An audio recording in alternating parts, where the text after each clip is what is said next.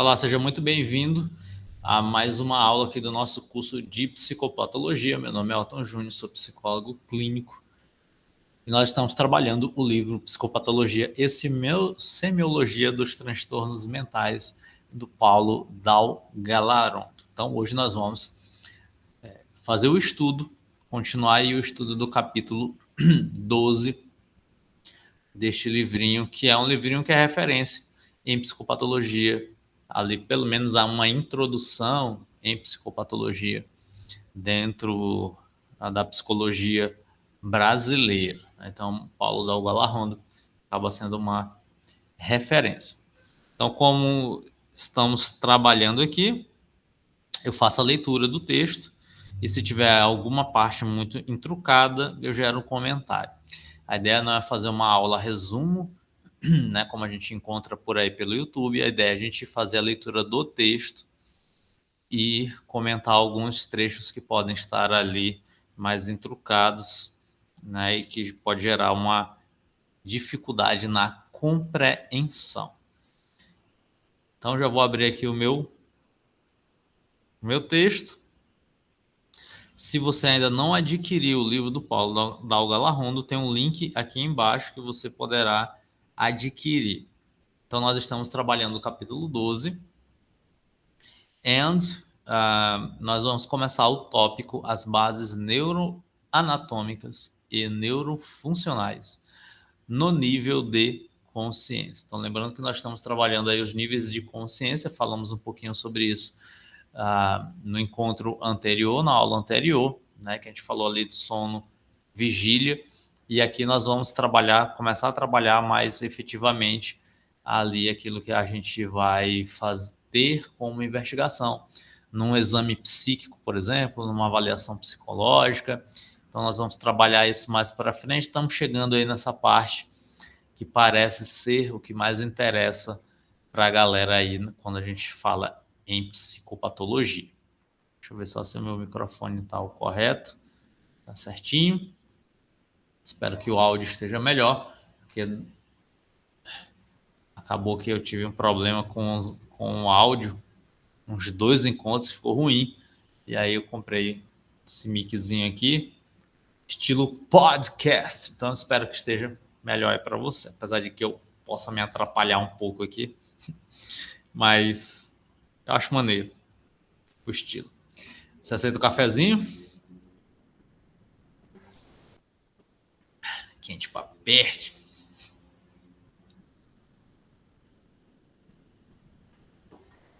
Cafezinho pra dar uma acordada, dar uma espertada. Tô meio quebrado porque ontem à noite estava jogando bola e a bola foi na pegada. Tô meio quebrado aqui, meio cansado. Vamos lá. Então vamos ver essas bases aí neuroanatômicas e neurofuncionais da consciência. O primeiro elemento do sistema nervoso relacionado ao nível de consciência é o chamado sistema reticular ativador ascendente, SRAA. Foram Horace Winchell, Magun e Giuseppe Morosi que inicialmente propuseram o SRAA. Esses autores partiram da noção de que a capacidade de estar desperto e agir conscientemente depende da atividade do tronco cerebral e do diencéfalo. Essas estruturas exercem poderosa influência sobre os hemisférios cerebrais, ativando-os e mantendo o tônus necessário para o seu funcionamento normal. Então aqui a gente tem a descrição funcional, a descrição estrutural aí da consciência, né? Então esse estar desperto, né, o estar consciente, o estar em vigília, vai depender da atividade do tronco cerebral e do diencéfalo, segundo esse modelo aqui do SRAA. O SRAA se origina no tronco cerebral e sua ação se estende até o córtex por meio de projeções talâmicas. Elementos do SRAA particularmente importantes para a ativação cortical são os neurônios da parte superior da ponte e os do mesencéfalo. Tais neurônios recebem impulsos da maioria das vias ascendentes, as quais trazem estímulos intrínsecos, proprioceptivos e viscerais e extrínsecos, órgãos dos sentidos, visão, audição, tato, paladar e olfato. Lesões ou disfunções do SRAA produzem alterações do nível de consciência e prejuízo a todas as funções psíquicas. Então, se a gente tiver uma lesão, então isso vai haver um prejuízo. Embora a importância do SRA para o nível de consciência seja aceita até hoje, sabe-se atualmente que várias estruturas mais altas do telencéfalo têm também participação crítica na gênese do nível de consciência. Então aqui é importante. Verificou-se, por exemplo, que a ação sincrônica de numerosas áreas corticais visuais, que contém amplas redes neuronais bidirecionais, é uma pré-condição para a visão consciente.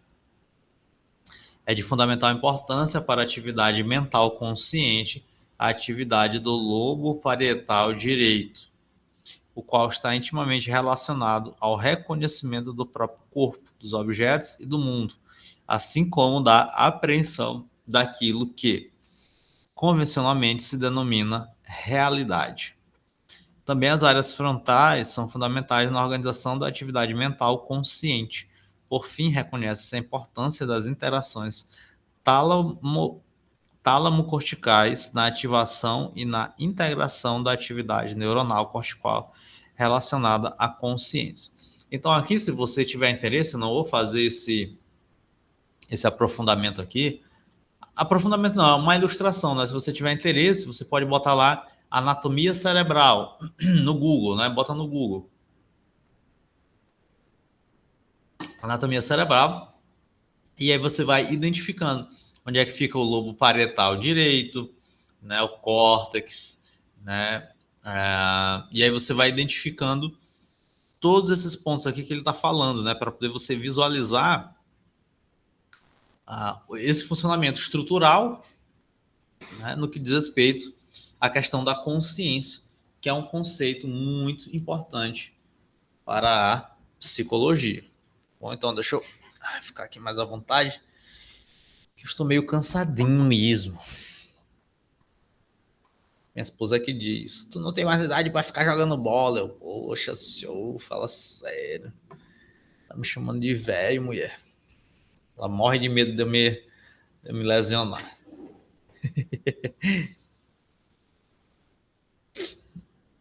Nos anos 1990,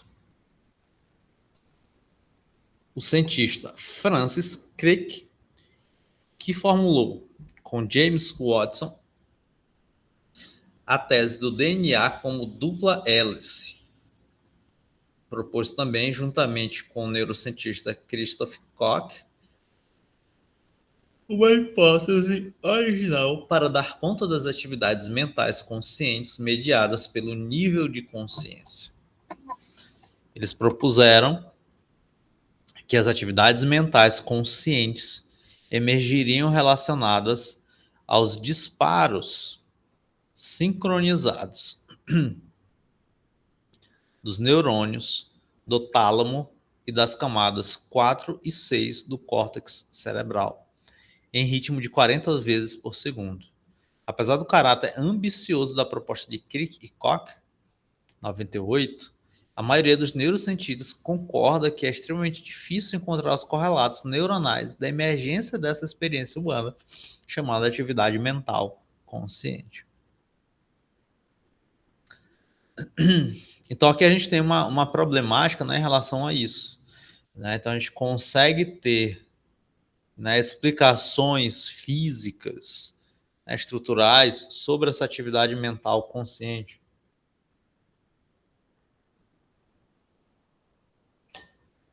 Então a gente ainda tem muito que avançar, como eu já comentei anteriormente, a gente tem muito que avançar nas neurociências, né, nessa descrição dos fenômenos psíquicos a partir da estrutura cerebral, né, a partir dessa neuroanatomia.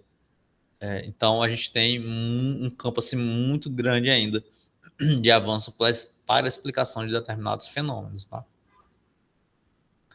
Estão relacionados à alteração do nível da consciência na síndrome denominada delirium, que veremos adiante, as regiões do córtex parietal posterior direito superficial. O córtex pré-frontal bilateral, o córtex fusiforme, ventromedial, temporoparietal, o giro lingual, o tálamo anterior direito e os núcleos da base. Tem também sido reconhecidas as conexões talamofrontais e temporolímbicas frontais em nível subcortical como importantes na gênese dos quadros de delírio. Então, sempre explicações aqui para quem tem mais o interesse, né, nessa área mais neuroanatômica, né?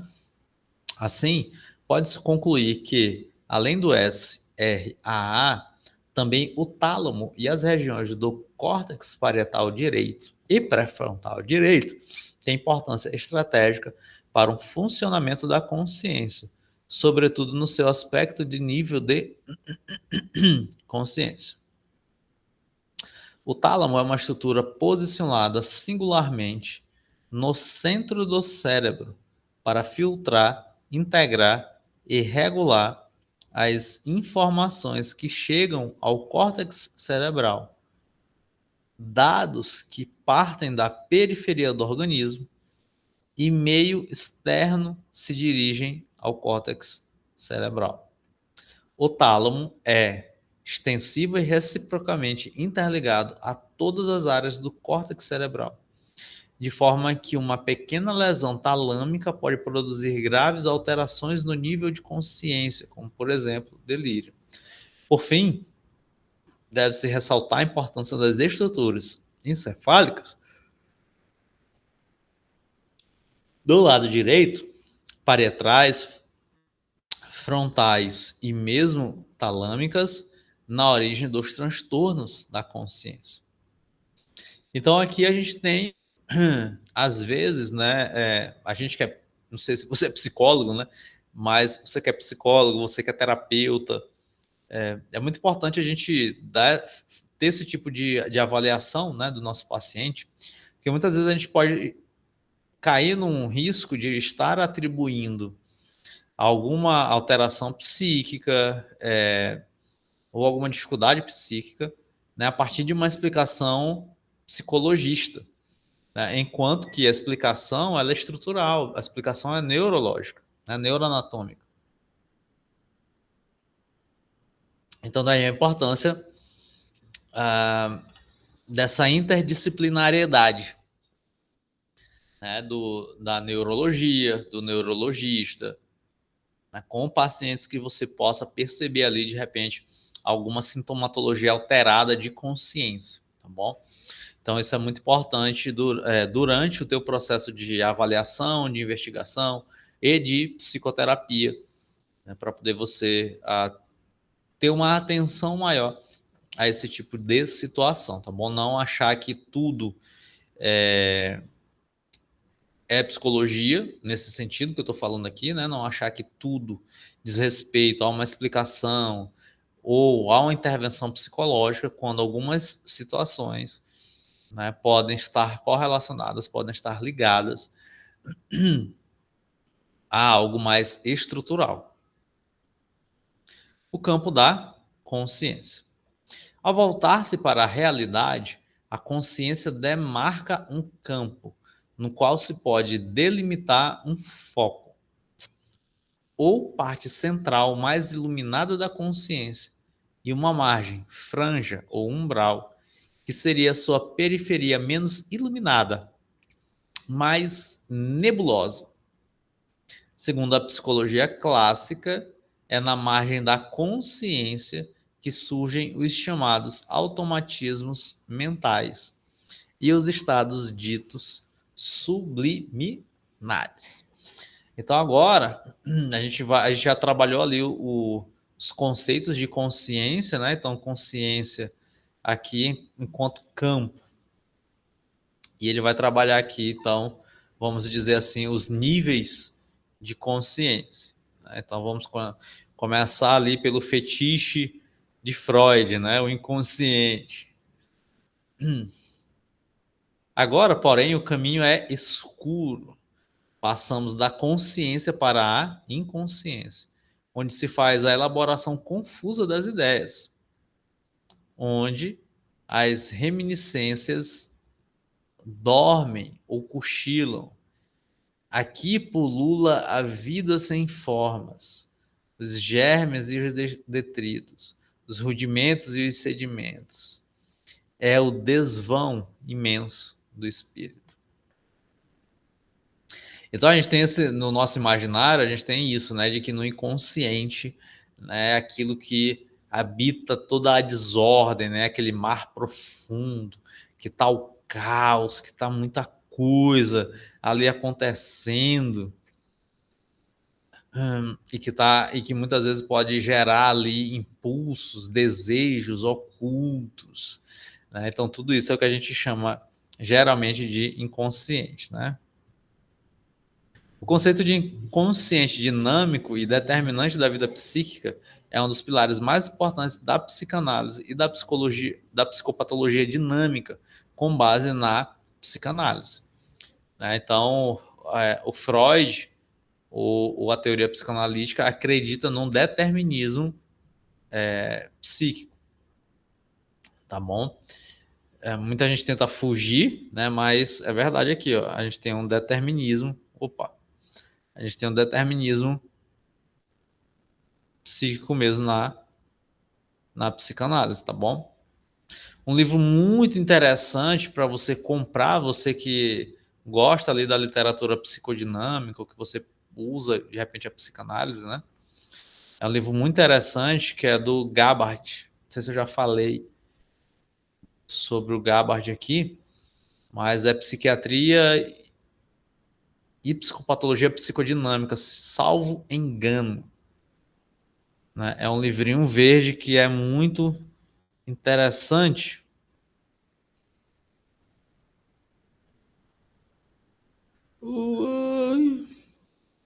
Deixa eu ver aqui se eu consigo abrir aqui para mostrar para você.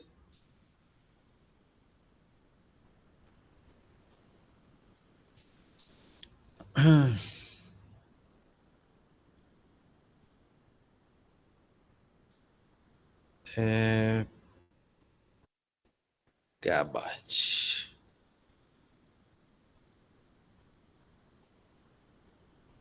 Ele é um livro excelente de estudo, ele tem umas explicações assim dentro da psicodinâmica, ele é maravilhoso, tá? É um livro muito bom. Psiquiatria psicodinâmica.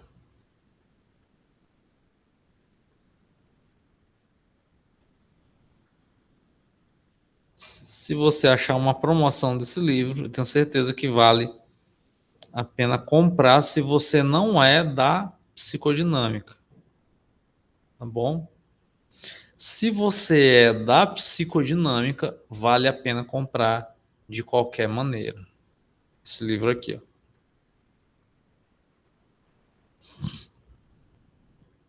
Ah, ó, tá R$200. Não, cara, esse livro aqui é um manual, tá bom? Ele é um manual, manual mesmo, velho. Mesmo, mesmo, mesmo, mesmo, mesmo. Psiquiatria psicodinâmica. Muito bom. Você pode ver que ele é 5 estrelas, ó, 4,9 aqui de avaliação. É um dos melhores livros para você ter ali. Se você é psiquiatra, então, pode arrochar que ele é um manual mesmo, tá bom? Ele é vibe DSM e tal, só que com todas as explicações ali psicodinâmicas. Muito bom. É um livro grande, não é livrinho assim, pequeno nem nada. Né? Então vale muito a pena. Ó.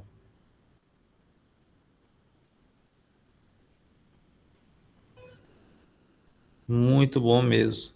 Quem sabe até eu trabalhe ele aqui no nosso curso de psicopatologia, tá bom? Também porque ele é muito, muito bom. Já no fim do século XIX, Freud e Breuer, pesquisando com a hipnose os conteúdos esquecidos reprimidos de seus pacientes, verificaram que certas ideias que surgiram em estado hipnótico eram intensas, mas isoladas da comunicação associativa com o restante do conteúdo da consciência, organizando-se então, opa, organizando-se então como uma segunda consciência. Perceberam que em pacientes histéricos, os atos podem ser regidos por essa outra vontade que não a consciente. Freud chegou à conclusão ao longo de suas investigações de que existem duas classes de inconsciente: o verdadeiro inconsciente e o inconsciente pré-consciente. O primeiro, ou seja, o inconsciente, é fundamentalmente incapaz de consciência. Já o pré-consciente é composto por representações, ideias, sentimentos suscetíveis de recuperação por meio do esforço voluntário. Fatos, lembranças, ideias que esquecemos, deixamos de lado, mas que podemos a qualquer hora evocar voluntariamente.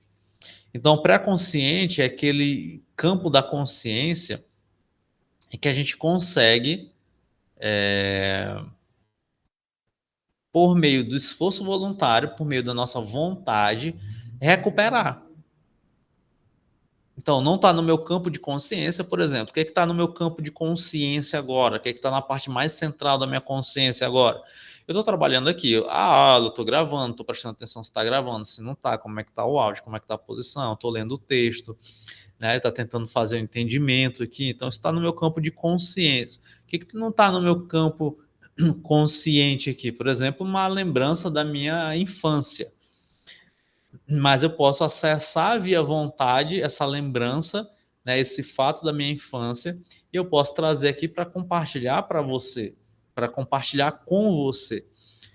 Então, por exemplo, ainda há pouco estava falando de que eu estava jogando bola, né? Então, eu posso relembrar um fato da minha adolescência em que eu estava jogando bola. Por exemplo, né, posso relembrar um fato da minha sétima série disputando interclasse no Instituto Farina, que era o colégio que eu estudava ali no ensino fundamental 2, nem sei se ainda chama assim, sétima série, atualmente é o oitavo ano, que era o penúltimo ano, né? Atualmente vai até o nono ano, na época ia até a oitava série. Né? E a gente dá a sétima série disputando a final contra a galera da oitava série. E a gente da sétima série foi campeão contra o pessoal da oitava série. E eu marquei 2 gols na final. Né? Então lembro disso. Então, resgate da memória, e isso não estava no meu campo de consciência aqui, né? Não estava aqui falando sobre isso necessariamente ou de maneira intencional e pontual, não. Estava no pré-consciente, né? Que tinha ali aquele sentimento, né? Aquela lembrança acerca desse fato específico ali do interclasse, e eu resgatei para poder ilustrar, né, como o pré-consciente é composto por essas representações, ideias, sentimentos, né, lembranças, fatos, né, que a gente deixa de lado, mas que a gente pode a qualquer hora evocar por meio da vontade. Né? Então, isso daqui está no âmbito do pré-consciente. Qual é o sentimento que eu tenho quando eu relembro desse fato do interclasse, por exemplo? Né? É um momento ali de glória, né? É um momento de felicidade. Né? Então, jogar bola, né? Algo que eu gosto de fazer, eu sempre gostei de fazer, e participar de um interclasse, né? E ser campeão. No meu ensino médio, infelizmente, não fui campeão de interclasse, mas no ensino fundamental fui campeão na sexta e sétima séries. Na sexta série, o meu time era muito bom, cara. A sétima nem tanto, mas mesmo assim a gente conseguiu. Bom, então é isso, tá? E agora, o inconsciente, né, que é esse lado mais obscuro mesmo, é diferente. Inacessível a essa evocação voluntária. Só tem acesso à via pré-consciente e apenas por meio de uma técnica especial, hipnose, psicanálise, etc., pode tornar-se consciente. A rigor para Freud, o inconsciente verdadeiro só se revela por meio de subprodutos que surgem na consciência, as chamadas formações do inconsciente, sonhos, atos falhos, xistes, sintomas neuróticos. Né? Então, aqui ele está explicando basicamente a estrutura psicodinâmica, tá bom? A teoria psicanalítica. Né? Então, esse conteúdo inconsciente, ele vem basicamente à tona via alguns sinais ali, que são sonhos, que são atos falhos, os xistes e esses sintomas neuróticos. Né? Então, isso são sinais ali de que existem conteúdos, né, que estão lá no inconsciente e que por alguma razão eles foram jogados lá. Né? Em seu verbete sobre psicanálise, na Enciclopédia Britânica, Freud, 1926, 1994, na enciclopédia, página 104 a 105, aproxima o inconsciente ao conjunto de conteúdos recalcados, excluídos da consciência. Para quem não sabe, né, se você é um jovem aí, que diabo era enciclopédia? Eu fiz muito trabalho na escola ainda usando a enciclopédia Barça, né, que era a versão brasileira aí da britânica, né? Então, enciclopédia é um conjunto de livros, né, como se fosse uma biblioteca que falavam de determinados temas, personalidades, ou fatos, né, organizados ali por ordem alfabética, né? Então, atualmente a gente tem o Google, o que se parece muito com uma enciclopédia seria a Wikipédia, né? Mas a Wikipédia, apesar de a gente ter ali alguns artigos muito bons, mas a Wikipédia é meio construída ali por pessoas informais e tudo mais, às vezes por estudiosos de algum determinado assunto, fazem ali. Não necessariamente é uma fonte confiável, tá? Mas é mais ou menos isso, né? Como se fosse uma Wikipédia, né? Só que é uma fonte muito mais confiável, porque nós tínhamos ali estudiosos que pesquisavam determinados assuntos, né? E faziam ali um resumo geral de determinados assuntos, né? Então a gente tinha isso. Era um conjunto de livros que a gente utilizava para fazer trabalho. Fiz muito trabalho pesquisando ali na Barça, né? Capinha vermelha, eu acho que até hoje ainda existe lá na casa dos meus pais essa enciclopédia. Então vamos lá. Então, o que Freud fala sobre esse inconsciente, né? Diz assim, ó, chamamos então essas tendências de recalcadas. Elas permanecem inconscientes e, se o médico tenta trazê-las à consciência do paciente, provoca resistência. Esses impulsos instintivos recalcados não têm, contudo, seu poder anulado por esse processo. Em muitos casos, conseguem fazer sentir sua influência por caminhos tortuosos e a satisfação indireta ou substitutiva de impulsos recalcados é o que cria os sintomas neuróticos. Né? Então, a gente tem certos conteúdos que são dolorosos, né? Ou a gente não quer aceitar por alguma razão, né? E eles ficam lá guardadinhos, e quando de repente algum desses conteúdos deseja vir à tona, então tem o que a gente chama de resistência. Né? Então tem a defesa ali, tentando deixar esses conteúdinhos guardados.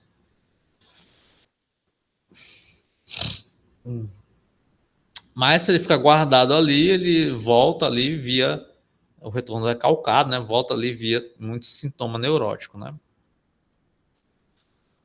E é interessante esse mecanismo do Freud, mas tá dentro da cabeça dele, né?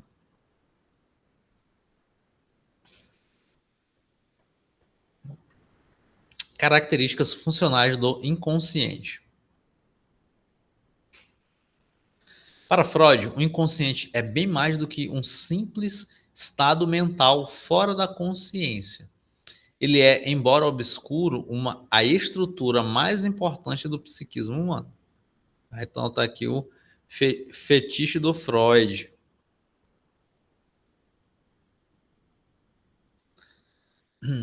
Segundo Freud, o sistema inconsciente funciona regido pelo princípio do prazer, por meio do processo primário, em forma de condensação e deslocamento. É também isento de contradições mútuas e não apresenta referência ao tempo. Explicando melhor. A temporalidade. No inconsciente não existe tempo. Ele é atemporal. Os processos inconscientes não são ordenados temporalmente. Não se alteram com a passagem do tempo. Não tem qualquer referência ao tempo. Não existe aqui, passado, presente, futuro. Né? Então, no inconsciente é atemporal. A gente pode tentar trazer uma explicação no sentido de que quando eu lembro do passado é presente. Não estou lá no passado. O passado é uma maneira da gente se referenciar, né? Mas tudo que acontece no presente. No inconsciente não existe esse tempo. Ele é atemporal. Isenção de contradição. No sistema inconsciente não há lugar para negação ou dúvida, nem graus diversos de certeza ou incerteza. Tudo é absolutamente certo, afirmativo. Então a gente tem aqui um absoluto, né? Então tudo é certo, afirmativo. Princípio do prazer. O funcionamento do inconsciente não segue as ordens da realidade. Submete-se apenas ao princípio do prazer. Toda a atividade inconsciente visa evitar o desprazer e proporcionar o prazer, independente de exigências éticas ou realistas. A busca do prazer se dá por meio da descarga das excitações, diminuindo-se ao máximo a carga de excitações no aparelho. Sim, né? Então é isso, nós vamos buscar, né, principalmente o prazer e evitar o desprazer. Né? Então todo conteúdo que pode gerar um desprazer, a gente tenta evitar ao máximo possível, porque é doloroso. Né? Então a gente tenta evitar ao máximo, segundo Freud, aí, qualquer tipo de conteúdo, né, que visa ali o desprazer. Processo primário, as cargas energéticas, catexias, acopladas às representações psíquicas, às ideias, são totalmente móveis. Uma ideia pode ceder a outra toda a sua cota de energia, deslocamento, ou apropriar-se de toda a energia de várias outras, condensação. Né? Então, aqui a gente tem uma explicação das catexias, né, que é um conceito também muito importante dentro da psicanálise, né, porque essa catexia é como se fosse essa energia. Né? Então, vamos dizer assim, esse é a afetividade. Né? E aí elas são completamente móveis, né? Então, uma ideia pode ceder a outra toda a sua cota de energia, que é o que a gente chama de deslocamento. Né? E condensação, quando uma ideia recebe energia de várias outras. Então, a gente tem esse tipo de mecanismo. Né? O caráter do inconsciente. O sentido dinâmico não designa apenas o inconsciente como sede de ideias latentes em geral, mas especialmente como sede daquelas que têm certo caráter dinâmico e atuante. O inconsciente é dinâmico, segundo Freud, na medida em que exerce uma ação permanente sobre a vida psíquica. Do ponto de vista clínico, esse caráter dinâmico verifica-se simultaneamente pelo fato de encontrarmos uma resistência para chegarmos ao inconsciente pela produção renovada de derivados do recalcado, da planche e Pontalí.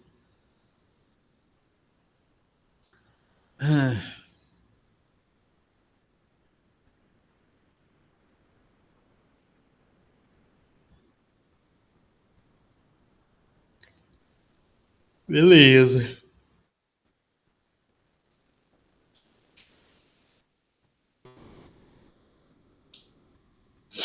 Alterações normais da consciência. E a gente tem o ritmo circadiano.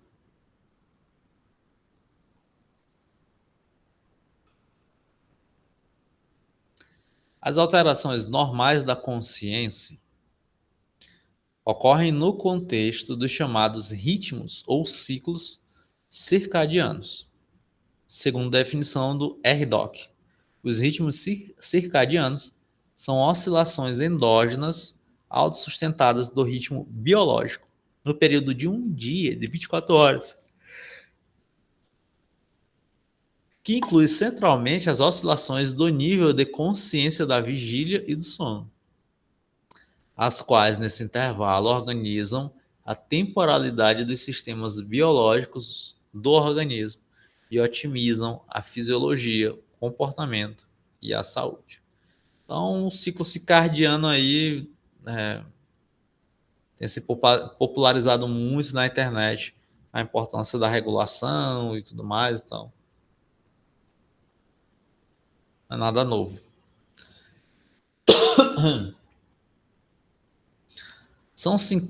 Quanto às suas propriedades, os ritmos circadianos, segundo a RDoC, 1. São sincronizados por pistas ambientais recorrentes, como um nível de luminosidade. Né? Então, a gente tem dentro da nossa pupila, se não estiver enganado, mas a gente tem as células que captam essa luminosidade, e essa luminosidade ela consegue então regular o nosso ciclo, tem a possibilidade de regulação do nosso ciclo, né? Então é por isso que à noite, por exemplo, você fica exposto à luz branca, né, à tela, à luz azul, então acaba bloqueando, né, acaba trazendo a sensação de que ainda é dia, né? Isso bloqueia a produção de melatonina, por exemplo, que vai preparar o sono, né? Que vai ajudar ali no processo de sono, né? Então, por isso que é importante você compreender um pouquinho disso, até para prescrever para o paciente hábitos de sono, de regulação de sono e tudo mais, né? Que isso ajuda muito ali no processo ansioso-depressivo, por exemplo. 2. Permitem respostas eficientes perante os desafios e oportunidades no ambiente físico e social.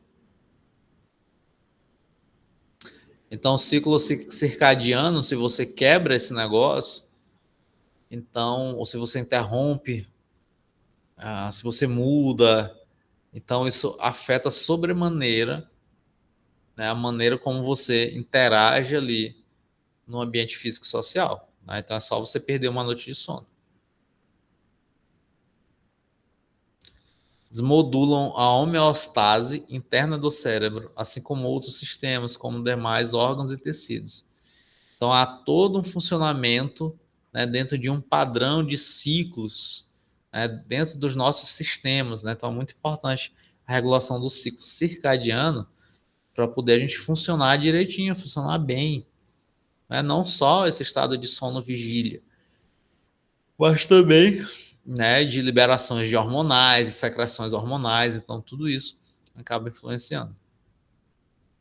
4. se expressam em vários níveis do funcionamento do organismo, desde molecular, celular, órgãos, circuitos orgânicos até sistemas sociais, aos quais o indivíduo pertence. Sono.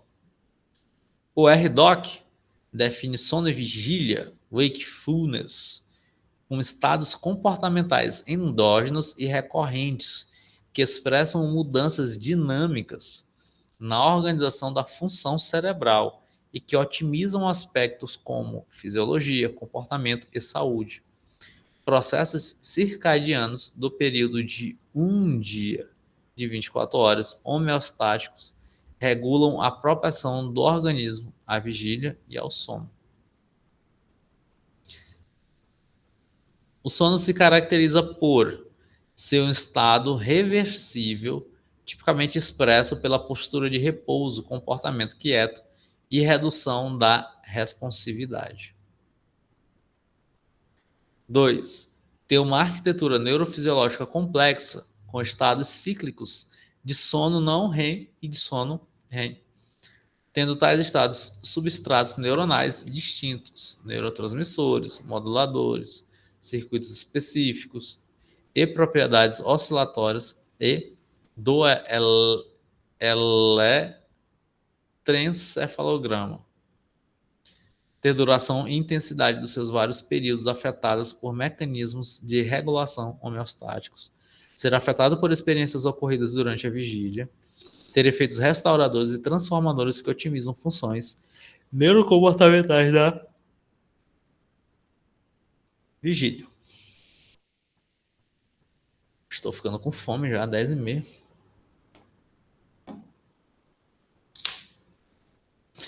Pode-se, portanto, descrever o sono como um estado especial da consciência, que ocorre de forma recorrente e cíclica nos organismos.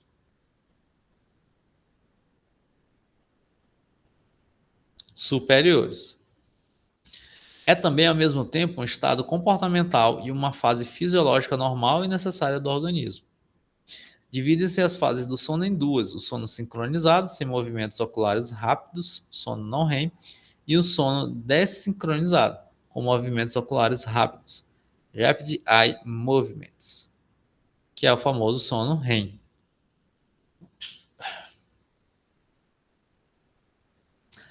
O sono sincronizado não REM caracteriza-se por atividade cerebral síncrona, com elementos eletroencefalográficos próprios, como fusos do sono, os complexos K e as ondas lentas de grande amplitude. Há nesse tipo de sono diminuição da atividade do sistema nervoso autônomo simpático e o aumento relativo do tônus do sistema autônomo parasimpático, permanecendo vários parâmetros fisiológicos estáveis em um nível de funcionamento mínimo, como as frequências cardíaca e respiratória, a pressão arterial, o débito cardíaco e os movimentos intestinais. Durante o sono não REM, ocorrem 4 estágios. Estágio 1, leve superficial, com atividade regulado EEG de baixa voltagem, de 4 a 6 ciclos por segundo. Estágio 2, um pouco menos superficial, com traçado EEG, relevando o aspecto fusiforme de 13 a 15 ciclos por segundo, fusos do sono, e algumas espículas de alta voltagem, denominadas complexos K, 45 a 55% do total de sono. Estágio 3, sono mais profundo, com traçado EEG mais lentificado, né, mais retilíneo ali, com ondas delta, atividade de 0,5 a 2,5 por segundo, ondas voltagem 3,8% total de sono. Estágio 4, estágio de sono mais profundo, com predomínio de ondas delta e traçado bem lentificado. É mais difícil de despertar alguém no estágio 3 e 4, podendo o indivíduo apresentar-se confuso ao ser despertado, 10 a 15% total do tempo do sono. Não sei se vocês já viram aqueles memes na internet que o cara tá aqui dormindo, aí tem um grupo de amigos, né, que monta uma mesa de dominó, de baralho, E aí eles acordam o cara de uma vez. Bora, fulano, vai. Botam ele sentado na mesa. E assim, vai, tua vez, tua vez, tua vez.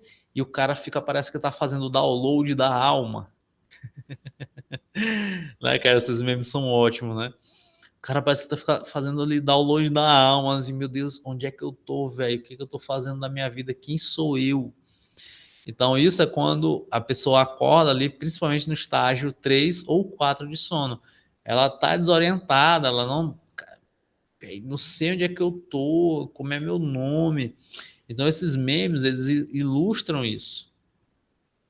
Porque a pessoa tá ali, né, num sono profundo, e ela é desperta, então ela tenta voltar ali ao estado de vigília de maneira imediata, mas a gente tem ali todo um processo que precisa ser feito para poder voltar a essa consciência.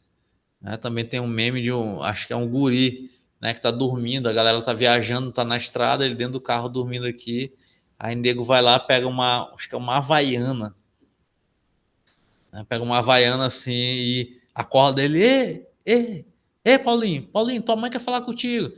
Aí Paulinho tá no estágio 3, 4 de sono, Paulinho pega a Havaiana e fala assim, alô, mãe, alô, e a galera, ele olha assim, um chinelo, né, uma chinela. Então, isso acontece no estágio 3 e 4. Quando você não dorme as horas direitinho de sono, então muitas vezes você pode ter tido esse tipo de experiência, né? Quando você interrompe ali um ciclo circadiano, você pode acordar no meio desses estágios 3 e 4 de sono. E aí você tem aquela dificuldade ali para levantar, né? Eu, por exemplo, hoje eu tive uma leve dificuldade para levantar no horário marcado. Né? Então, fui dormir ontem ali mais ou menos meia-noite, era umas 11h40 ali mais ou menos quando eu fui deitar, mas ainda demorei um pouquinho a dormir. Ontem eu fiz tudo errado, né? Tava tudo errado. Porque aí a bola é de 8 até umas 10h30. Cheguei em casa ali umas 10h40. Ainda bem que eu jogo bola perto de casa. Uns 10 minutinhos estava em casa. E ali, umas 10h40, aí fui jantar, fui esfriar o corpo. Aí jantei, não jantei muito, mas jantei, fiz uma refeição ali completa, o que não é aconselhável. Então fui dormir ainda ali com o bucho cheio, como a gente diz aqui no Maranhão, né? Com o bucho cheio. Demorei um pouquinho a dormir, né? Fui dormir, acho que era mais ou menos ali meia-noite, mais ou menos quando eu fui pegar no sono. E acordei hoje mais 6h40. Ou seja, dormi menos do que gostaria. Né? Então interrompi ali, e aí possivelmente eu estava iniciando o meu último ciclo de sono. Ou estava ali quase mais ou menos na metade, ainda faltava ali mais ou menos uma hora para eu terminar ali meu ciclo de sono e fui interrompido. Né? Então aí tive essa dificuldade de acordar ali e tudo mais, virei ali uns 10 minutinhos na cama, e eita, velho, tentando voltar, mas, não, cara, mas tá na hora, deixa eu levantar, e aí acabei levantando, né? Então, esse tipo de experiência acaba acontecendo, né? E aí, bom, eu tô de boa aqui, tranquilo, né? Mas tem pessoas que podem, quando interrompem um ciclo, né? Ah, fora ali do estágio adequado de sono, tem gente que tem uma experiência de passar o dia como se estivesse ali ressacado, como se estivesse ali lentificado, né? Aquela dificuldade de se manter. Ai, né? Então acaba que tem isso, né? Então, por isso que é muito importante a regulação do ciclo. Sono REM, por sua vez, não se encaixa em nenhuma dessas 4 fases. Sua duração total em uma noite perfaz cerca de 20 a 25% total de sono. É um estágio peculiar, cujo padrão já é semelhante ao estágio 1 do não REM. Sono REM não é, entretanto, um sono leve, tão pouco profundo, mas um tipo de sono qualitativamente diferente, Caracteriza-se por instabilidade no sistema nervoso autônomo simpático, com variações das frequências cardíacas, respiratórias, da pressão arterial, do débito cardíaco e o fluxo sanguíneo cerebral. No sono REM, há um padrão de movimentos oculares rápidos, né? Você talvez já tenha visto alguém dormindo, né? E conjugados, movimentos oculares sacádicos, bem como um relaxamento muscular profundo e generalizado, atonia muscular, interrompido esporadicamente por contrações de pequenos grupos musculares, como os dos olhos, além de irregularidade das frequências cardíaca e respiratória e da pressão sanguínea, ocorrem ereções penianas totais e parciais. É durante o sono REM que ocorre a maior parte dos sonhos e, em 60 a 90% das vezes, se o indivíduo for despertado durante a fase REM, relatará que estava sonhando.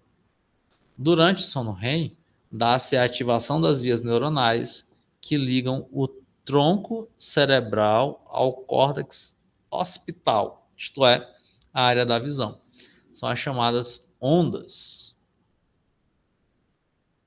pontogênico-occipitais. Tal ativação cerebral das áreas occipitais se relaciona ao caráter visual dos sonhos, como será visto adiante. Em uma noite normal de sono, as fases não REM e REM se repetem de forma cíclica a cada 70 a 110 minutos, com 4 a 6 ciclos completos por noite. O sono se inicia com um tipo não REM, havendo a sucessão dos estágios de 1 a 4.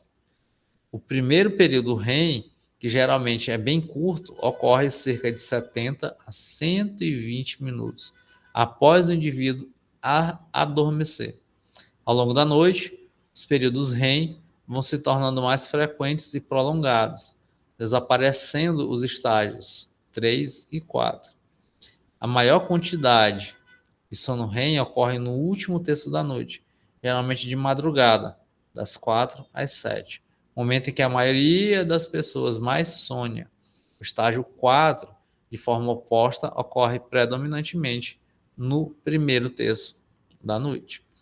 Então aqui tem uma aula completa ali de como é que o sono acontece, né? Pessoas com depressão grave e narcolepsia podem ter a latência, adormecimento primeiro, sono REM, bastante diminuída, implicando geralmente uma inversão da arquitetura do sono. Interessante isso, né?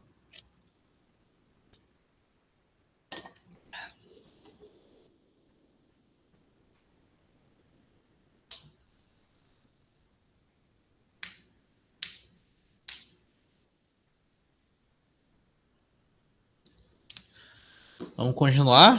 Deixa eu ver aqui.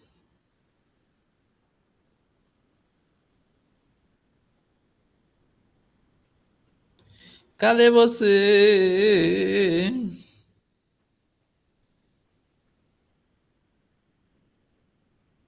Tá.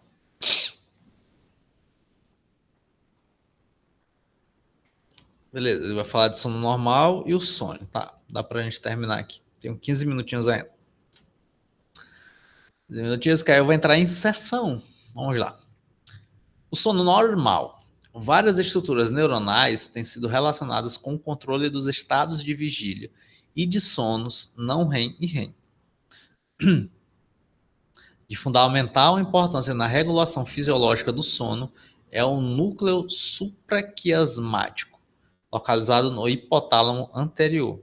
Além dele, são também fundamentais estruturas como a glândula pineal,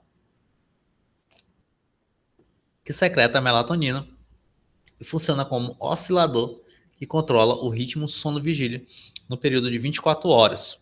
Os sistemas reticulares mesencefálicos e bulbares e os geradores de sono REM localizados na ponte. Quimicamente,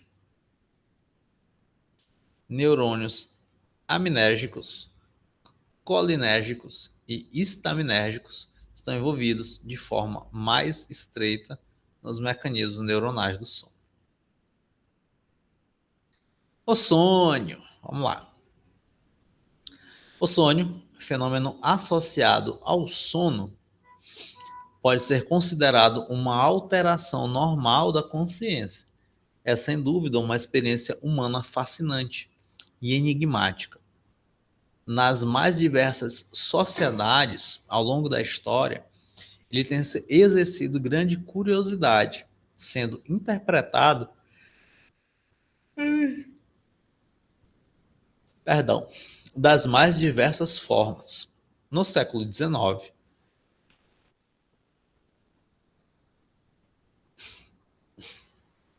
tomou-se o sonho como modelo da loucura, pois, para o francês Moreau de Tours, a loucura é o sonho do homem acordado, uma espécie de invasão da vigília pela atividade onírica.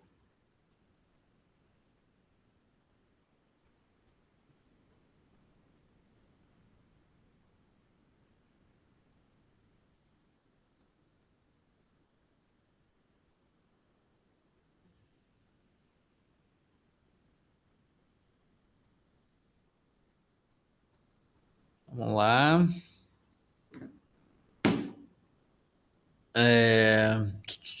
Também o antropólogo inglês Edward Burnett Taylor formulou a hipótese de que o sonho, com suas visões arrebatadoras, seria a experiência humana que teria dado origem à crença em seres espirituais e, posteriormente, às religiões.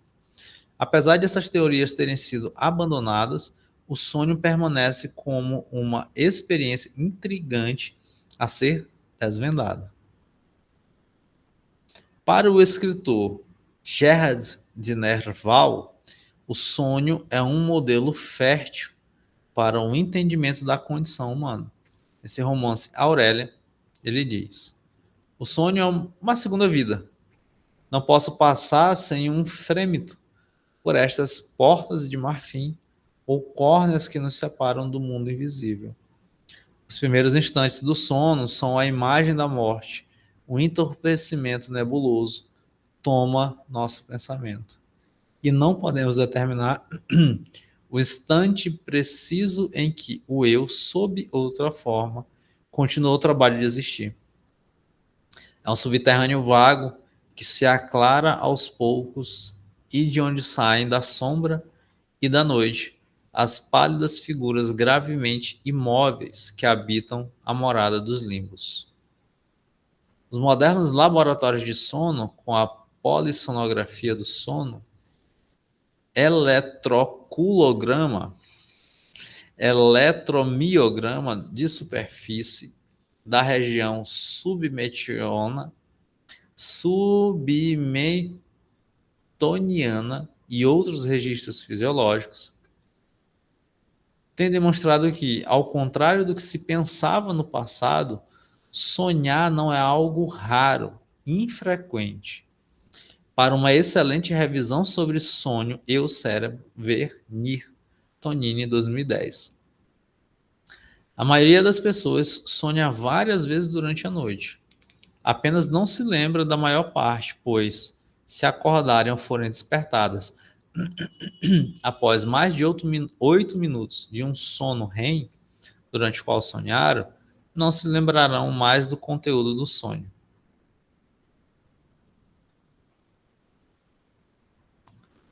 Os sonhos são vivências predominantemente visuais, sendo rara a ocorrência de percepções auditivas, olfativas ou táteis. Isso se relaciona às ondas pontogenículo-occipitais, que ativam as áreas corticais visuais do lobo occipital durante sua ocorrência. Em sonhos eróticos, podem ocorrer sensações de orgasmo.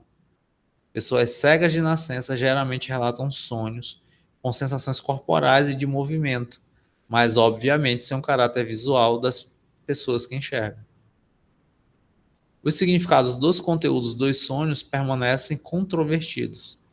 As diversas culturas tendem a interpretá-los a partir de seus símbolos, crenças, religiosos e valores próprios, geralmente tomando-os como mensagens divinas ou demoníacas.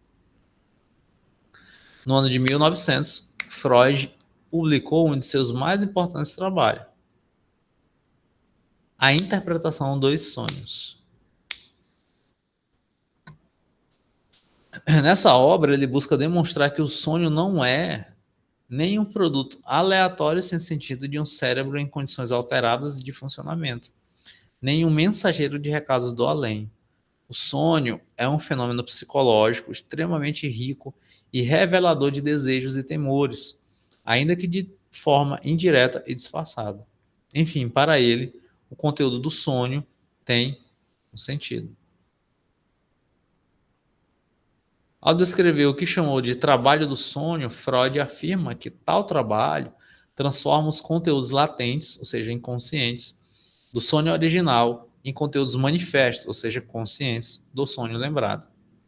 Isso se dá por meio da condensação, função de duas ou mais representações, e do deslocamento, passagem da energia de uma representação a outra representação, e da figurabilidade, desejos transformam-se em imagens visuais. Esses três mecanismos servem para disfarçar o desejo reprimido, inconsciente, possibilitando o seu acesso à consciência, ainda que com deformações e restrições, pois existe a censura entre as duas instâncias, inconsciente e consciente pré-consciente. Dessa forma, para Freud, o sonho é uma solução de compromisso, o resultado de uma intensa negociação entre o inconsciente, que visa expulsar, forçar os desejos para a consciência, e o consciente, que visa impedir que tais desejos inconscientes surjam.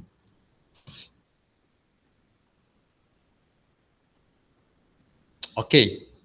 Então, no próximo a gente continua aqui com as alterações patológicas da consciência.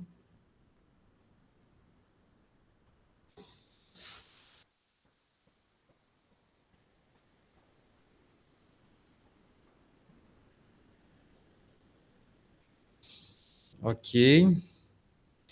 E aí, em relação aos sonhos, nós temos isso, né? Nós temos esse conteúdo meio controvertido, né? De será se o sonho é um conteúdo inconsciente? Será se é algo consciente? Será se eu devo ouvir, interpretar os sonhos? Será se o sonho tem a ver com, né, esse conteúdo inconsciente? Né? Então tem toda aí uma querela em relação aos sonhos e de como um profissional, e de como o profissional pode lidar com esse tipo de situação na clínica, né? Não só na clínica, tá bom? Mas também na sua prática profissional. Na clínica isso pode aparecer bastante, né? A gente tem que ter cuidado com uma interpretação somente psicanalítica, tá bom? Por exemplo,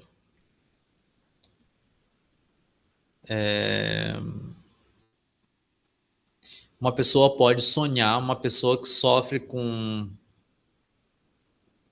um toque ou que sofre com uma ansiedade generalizada, né? Então ela pode sonhar que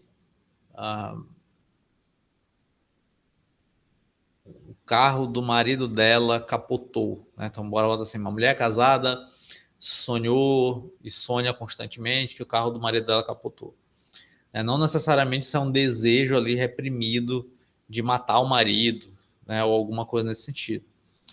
Não, é porque o conteúdo do sonho ele vai ter a ver com esse sintoma, que é um pensamento catastrófico, né? Então, pessoas que sonham com ansiedade, que sofrem com ansiedade, terão uma tendência a sonhar muito com acidentes, com alguém perseguindo, né? Sonhos que contêm ali até uma certa violência, né? Então, isso é muito comum em pessoas que sofrem com algum transtorno de ansiedade, né? Então, a gente tem que ter cuidado só em relação ao que o Freud trazia, né? Tem que ter cuidado com uma interpretação sonho, né? Nesse sentido, né? Só essa ressalva, né? Ao trabalhar com sonhos. Bom, então é isso. Espero que esse trecho desse capítulo 12 tenha sido útil para você. Aqui foi basicamente uma explicação mesmo neuroanatômica, neurofisiológica e do campo da consciência, né? E uma explicação um pouquinho do sonho, né? Se você tem mais curiosidade em saber acerca desse tipo de temática, né? Então, só botar a relação, tem vários estudos, né? Você pode pegar aí algum caso específico que você esteja trabalhando, ou temáticas que você costumeiramente trabalha, como, por exemplo, ansiedade, né? E botar aí correlação dos sonhos com ansiedade. Então, como é que se relaciona? Interferência de um distúrbio do sono e ansiedade, né? Então, são assuntos aí que você pode relacionar a partir, né, desse assunto aqui que a gente trabalhou, né? Que são os campos da consciência, nesse sentido aí de consciente, inconsciente, pré-consciente, né? E também da consciência como um estado, né? De sono, estado de vigília, né? Então, faça esse tipo de articulação. A gente vai trabalhar mais um pouquinho para frente aí essas alterações, né, mais patológicas da consciência, tá bom? Então, beijinhos e até o nosso próximo vídeo, até a nossa próxima aula, que nós vamos continuar trabalhando o capítulo 12 do Psicopatologia e Semiologia dos Transtornos Mentais. Beijinhos, tchau, tchau.